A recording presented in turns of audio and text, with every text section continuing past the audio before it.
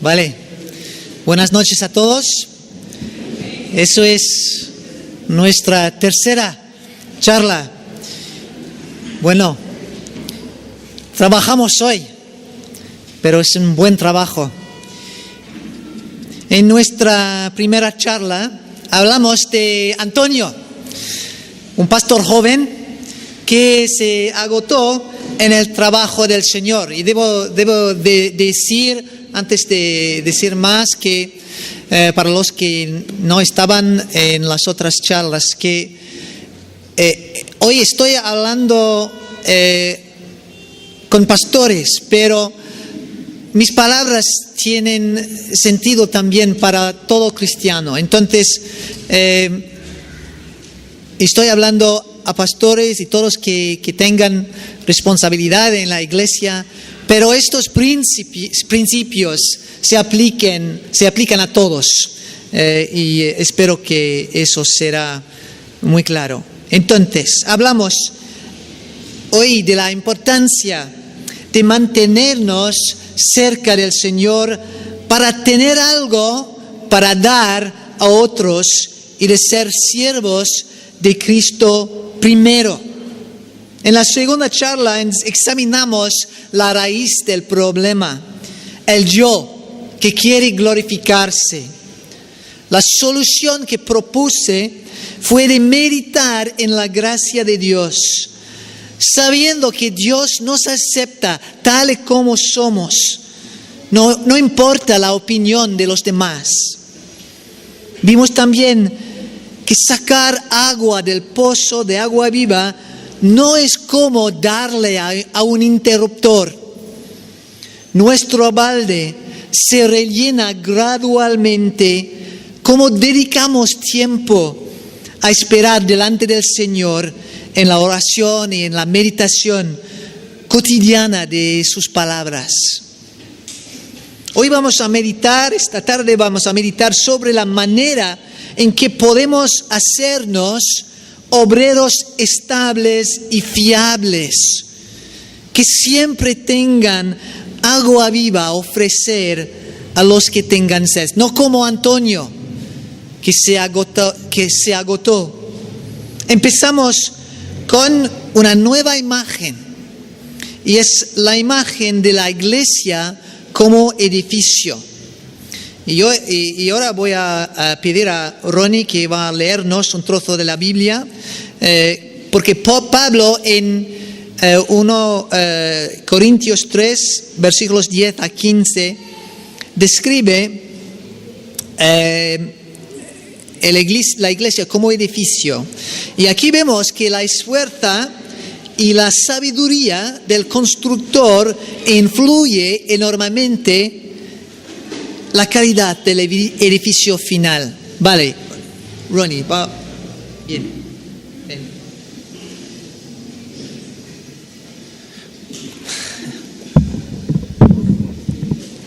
Primera de Corintios, capítulo 3, 10 al 15. Dice así la palabra del Señor. Según la gracia que Dios me ha dado, yo como perito, arquitecto, puse el fundamento, mientras que otro sigue construyendo encima, pero cada uno debe tener cuidado de cómo sobreedifica. Porque nadie puede poner otro fundamento que el que está puesto, el cual es Jesucristo. Y si alguno edifica sobre este fundamento y pone oro, plata, piedras preciosas, madera, heno u hojarasca, su obra podrá verse claramente. El día lo pondrá al descubierto, y la obra de cada uno, sea la que sea, será revelada y probada por el fuego. Si lo que alguno sobreedificó permanece, ese recibirá su recompensa. Si lo que alguno sobreedificó se quema, ese sufrirá una pérdida, si bien él mismo se salvará, aunque como quien escapa del fuego. Bueno, si usted quiere guardar la Biblia abierta, eso será bueno, porque vamos a meditar un poco sobre este trozo de la Biblia. El fundamento es Jesucristo. Al hablar de edificar sobre este fundamento, quiere decir que se puede añadir a la salvación que es en Cristo. No, claro, porque esto sería totalmente en contra de la enseñanza de Pablo, por ejemplo. Lo que significa es que no se puede apartarse de la verdad que es en Cristo, quien es la expresión de la gracia de Dios. No es posible desviarse de esta verdad si estamos fundados en Cristo. Entonces, estos constructores, estos albañiles que tienen en mente Pablo, no se han apartado de la verdad fundamental de la gracia de Dios en Cristo. Esto se ve también porque dice en versículo 15 que serán salvos.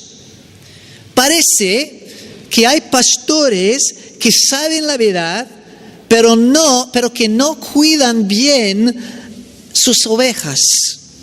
Son como albañiles perezosos o ignorantes que construyen mal, utilizando materiales frágiles y poco sólidos. Sus edificios no van a perdurar. ¿Cómo podemos construir con oro y plata? ¿Cómo podemos construir con materiales que van a perdurar, que quedan intactos cuando pasen por el fuego? Todo depende del albañil. La calidad del edificio depende totalmente de la calidad del constructor. Si el albañil es perezoso o si no sabe su oficio, no va a construir bien. Si no toma el tiempo de establecer cimientos sólidos, si no escoge bien materiales de calidad, este edificio será débil. Cuando venga la primera tormenta, este edificio va a derrumbarse. Que nadie esté en esa casa cuando cae. ¿Puedo tomar un poco de agua? Porque mi voz está un poquito. Nuestro Señor es el maestro de obras. Quiere construir un edificio hecho para durar. Nosotros, los pastores, gracias, hombre, muchas gracias.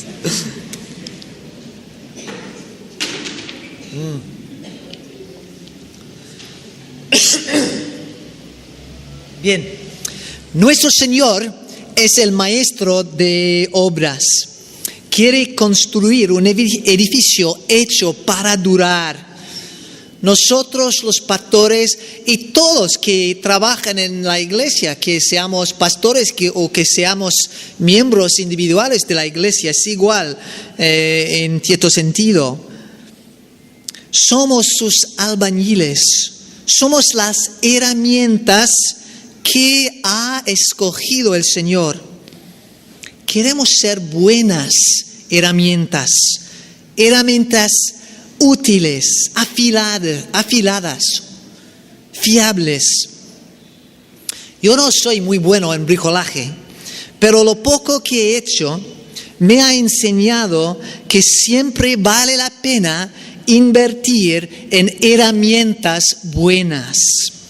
Nosotros tenemos que ser buenas herramientas en la mano del Señor. Entonces, ¿cómo podemos ser herramientas afiladas y útiles para el Señor? Aquí vamos a leer otro trozo de segundo de Timoteo. Ronnie, si puedes venir a leer otra vez, por favor. Y voy a descansar mi voz también. Gracias.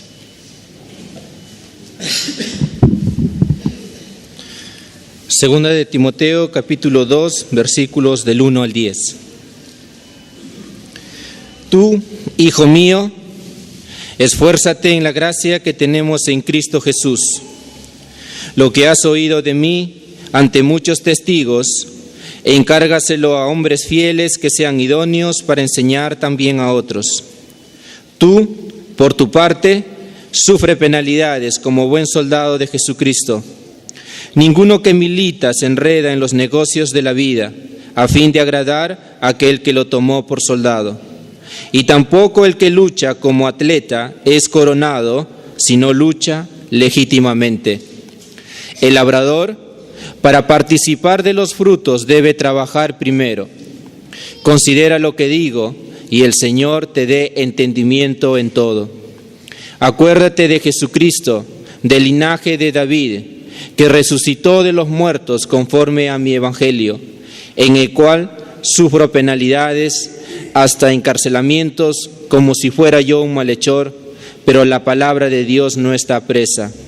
Por eso todo lo soporto por causa de los escogidos, para que ellos también obtengan la salvación que es en Cristo Jesús, con gloria eterna. Bueno, gracias.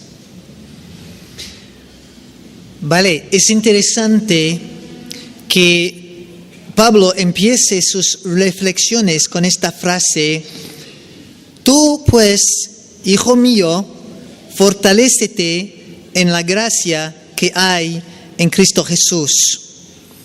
Eso es exactamente lo que dijimos hablando de Antonio. Necesitó fortalecerse no en su propia fuerza, sino en la fuerza que nos viene de la gracia de Dios. Pero el consejo de Pablo es que para disfrutar del poder de la gracia, Timoteo tiene que vivir de manera disciplinada. Subraya su consejo con 3 imágenes: el soldado, el atleta y el labrador. No cabe duda de que el Nuevo Testamento realza que hace falta recibir la salvación por la fe. Por ejemplo, en Efesios 2, 8 a 9, porque por gracia habéis sido salvados por medio de la fe. Pero eso no quiere decir que la vida del discípulo de Cristo sea pasivo. Por lo contrario, el Nuevo Testamento siempre habla en términos muy activos. Por ejemplo, Pablo se refiere a la disciplina de un soldado, al entrenamiento de un atleta, al trabajo de un labrador. En otro lugar dice que ha peleado la buena batalla. Eso es en 2 Timoteo también, 4:7.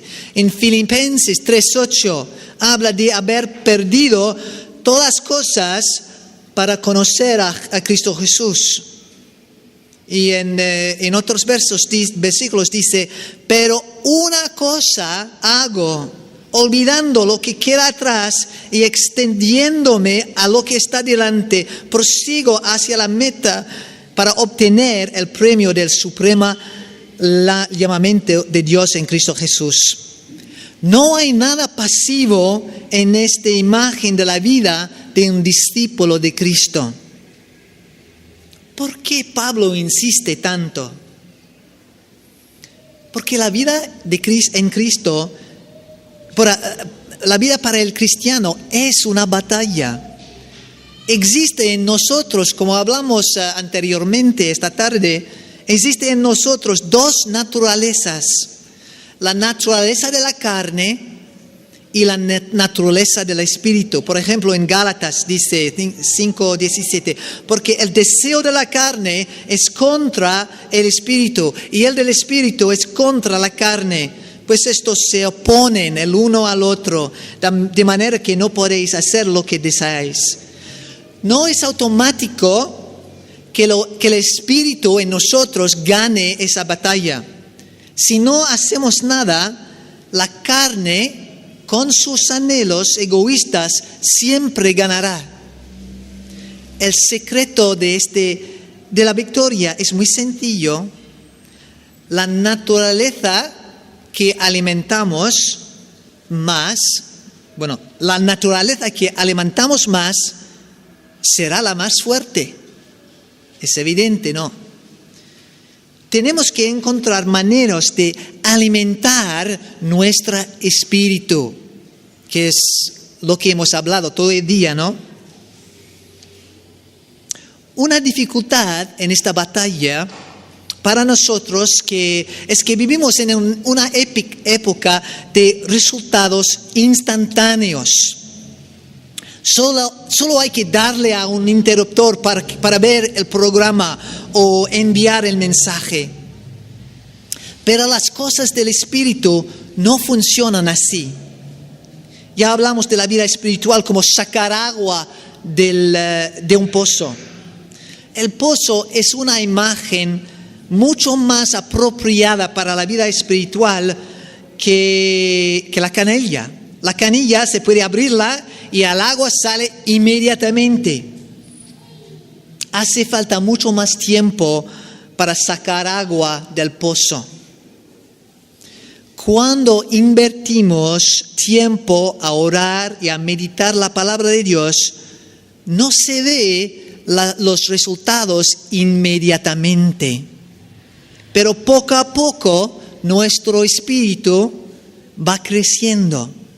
Nuestra fe se va haciendo más profundo, nuestro amor más intensa y verdadero. Cuando hablamos poco a poco, habrá más poder. Cuando hablamos del Señor, poco a poco habrá más poder. Pero hay otra cosa muy importante a notar sobre ese efecto retardado, porque la misma cosa ocurre en el revés. Si descuidamos nuestra vida espiritual, no se nota inmediatamente si no hemos orado o si hemos omitido de pasar tiempo en la palabra de Dios. A menudo es posible continuar mucho tiempo sin alimentar nuestro espíritu. Pero el momento vendrá cuando, como Antonio, nos demos cuenta que ya no tenemos nada más. El agua viva se ha agotado. Y cuando viene la sequía puede ser devastadora. Y como descubrió en Antonio, no es fácil el restablecimiento. Bueno, vamos a mirar las tres imágenes que Pablo nos da en 2 Timoteo en un poco más detalle. Primero, el soldado. El soldado no se enreda en los negocios de la vida diaria. Esto es la disciplina de evitar cosas que van a estorbar nuestra vida en Dios. Hay muchas cosas en esta vida que no son malas en sí mismas, pero que pueden desviarnos si los permitimos demasiada influencia en nuestra vida. Pablo llora en Filipenses 3:18 sobre los que son enemigos de la cruz. Dice que cuyo Dios es su apetito y cuya gloria está en su vergüenza, los cuales piensan solo en las cosas terrenales. El apetito no es malo en sí mismo y las cosas terrenales hasta cierto punto son necesarias, pero los dos pueden distraernos de lo importante. Por fe andamos y no por vista. Tenemos que dejar algunas de las cosas que podemos ver, cosas terrenales, para tener tiempo para las cosas que no vemos, cosas celestiales. El verbo aquí es enredar. A medida que nos involucramos en estas cosas terrenales, nos limitan y nos atan. Pedro utiliza la misma palabra para los que han abandonado la fe porque se han permitido hacerse enredados y vencidos por el malo de este mundo. Eso es en 2 Pedro 2:20. Una parte de nuestra disciplina debe ser saber lo que evitar o reducir al mínimo en nuestra vida. Para algunos, estas cosas pueden ser aceptables, pero nosotros no atrevemos dejarnos estar enredados por ellas. Segundo, el atleta. el atleta tiene que competir de acuerdo con las reglas. Se habla aquí de controlarse. El atleta puede ser tentado de tomar atajos o de sacar ventaja de una manera que no está permitido según las reglas. El impulso de ganar puede ser enorme, así que la tentación de hacer trampa puede ser enorme también. El ciclista americano Lance Lambert ganaba todos los premios durante muchos años, pero su éxito dependía totalmente de la droga. Finalmente fue descubierto y ahora solo le queda la vergüenza. El atleta honesto sabe que tiene que resistir a toda tentación de tomar atajos de cualquier tipo. Para nosotros esto quiere decir que no comprometamos la verdad, que no la diluyamos para hacerlo más fácil a aceptar. En un nivel más personal, controlarse puede significar algo muy sencillo, como acostarse temprano. Es tan simple, pero puede impactar la vida de una manera muy significativa. Nuestro pastor John cuenta la historia, lo ha contado muchas veces en nuestra iglesia en Inglaterra. Cuenta la historia de unos hombres jóvenes que venían a pedirle consejo. Quisieran saber los secretos de una vida santa, dedicada a Dios. Y anticipaban alguna respuesta complicada, algún gran desafío de este pastor exitoso. Pero su respuesta fue muy sencillo. Dijo, el secreto de una vida santa es acostarse temprano. Ellos encontraron esta respuesta un poco decepcionante. Esperaban alguna respuesta profunda que suponía gran desafío. Pero yo estoy de acuerdo con John. Si quiere usted madrugar para hallar tiempo para estar con el Señor, el mejor consejo es acostarse temprano. Tercero, el labrador. Las palabras griegas aquí del original, aquí hablan de un labrador que trabaja duro. Implican un trabajo duro y fatigoso. Este trabajo es sí que esfuerzo constante, día tras día. Las cosechas solo crecerán bien si el labrador dedica mucho tiempo a arar y abonar y proteger la cosecha de todo tipo de malas hierbas, insectos y enfermedades. Los resultados no vienen inmediatamente. Repetidamente la Biblia nos habla de ser paciente y de perseverar.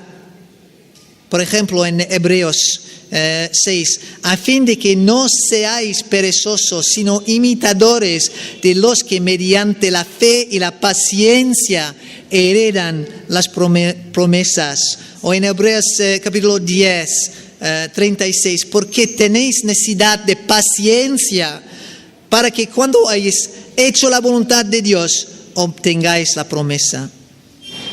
Entonces Pablo nos enseña con estas tres imágenes que como un soldado debemos evitar las cosas que no son malas en sí mismos, pero que tienen la posibilidad de enredarnos.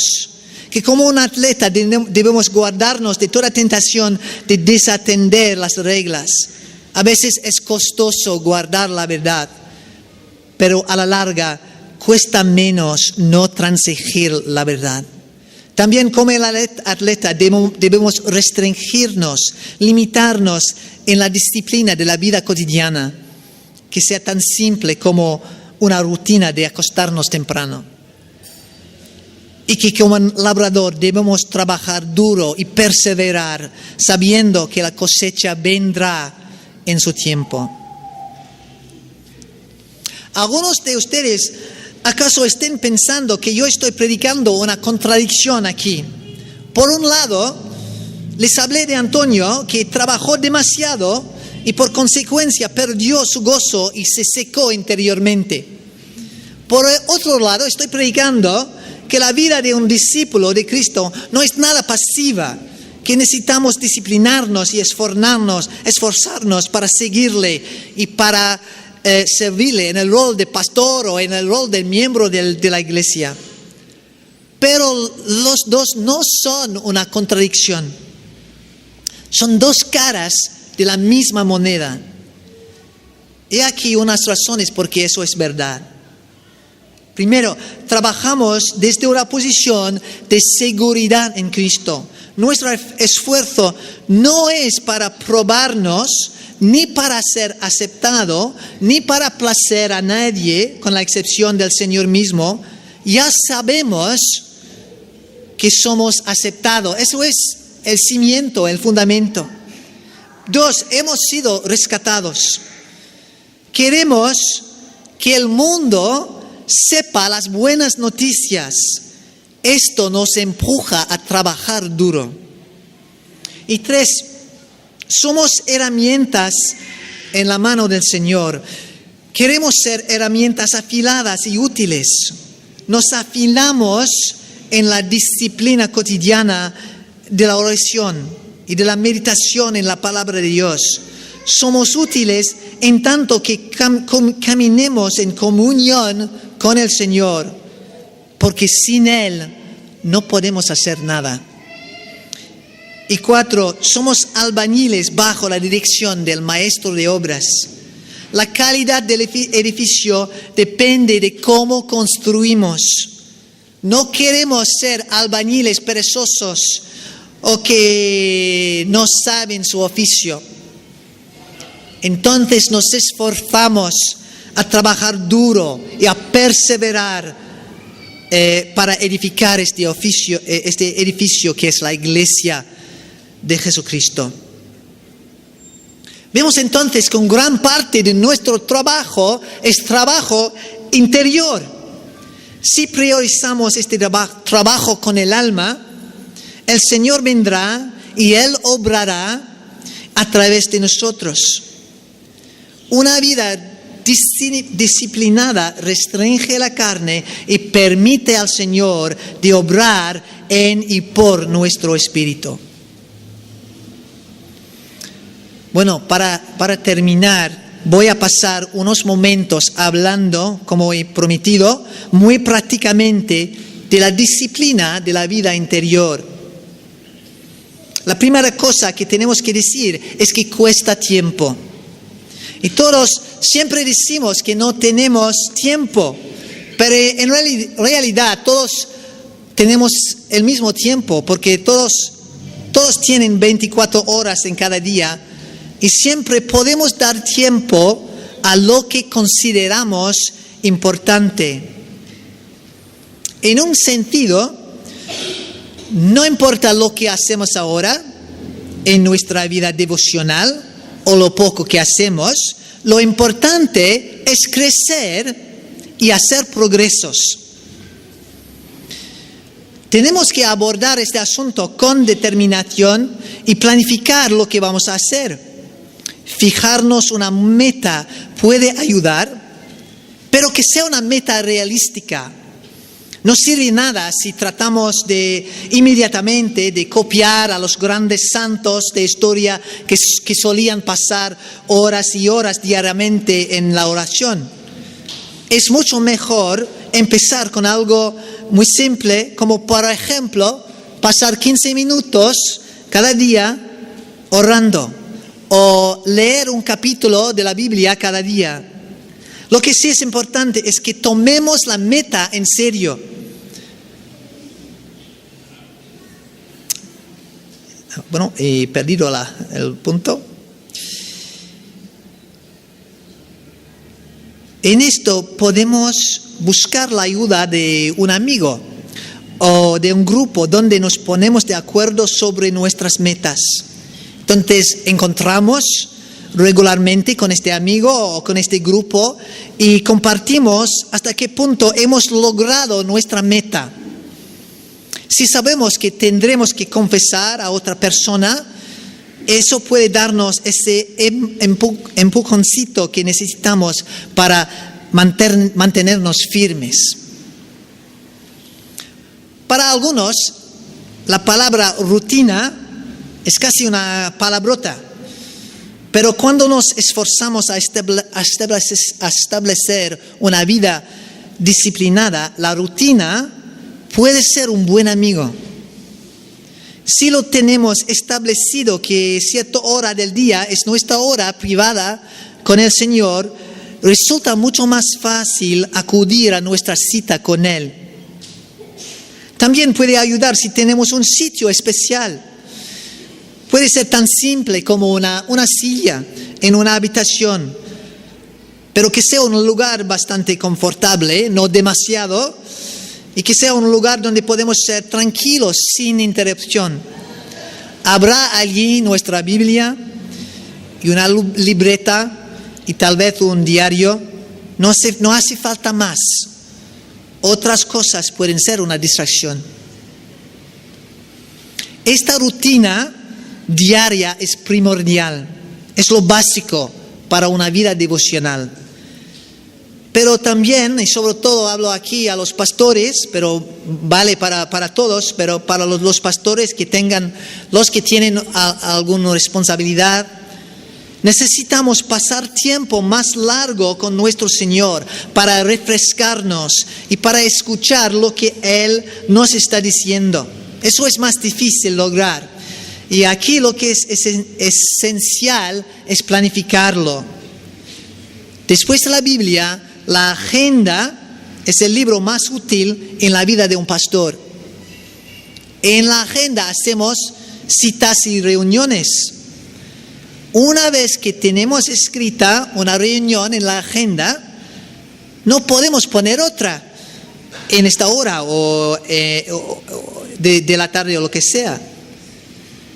Bueno, en la misma manera nos hacemos citas con el Señor.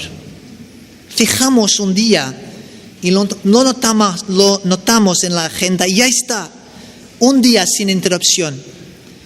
Bueno, en teoría, la realidad es que tenemos que disciplinarnos para tener esta cita en serio y tratarla como una prioridad. Una rutina o un ritmo de vida pueden ayudarnos. Si sabemos, por ejemplo, que el último viernes de cada mes es para nosotros un día aparte, es más fácil cumplirlo. A la larga, la familia, la gente de la iglesia aprenderán también. Dirán, ¿dónde está el pastor? Ah, sí, es el último viernes, no está disponible hoy. La Biblia, hablamos de leer la Biblia. La Biblia es nuestro manual para la vida. Dios mismo nos ha dado este libro que es eficaz para enseñar, para reprender, para corregir, para instruir en justicia, a fin de que el hombre de Dios sea perfecto, equipado para toda buena obra. 2 Timoteo 3:16. Si es tan útil, nos conviene dedicarnos a leerla de manera sistemática.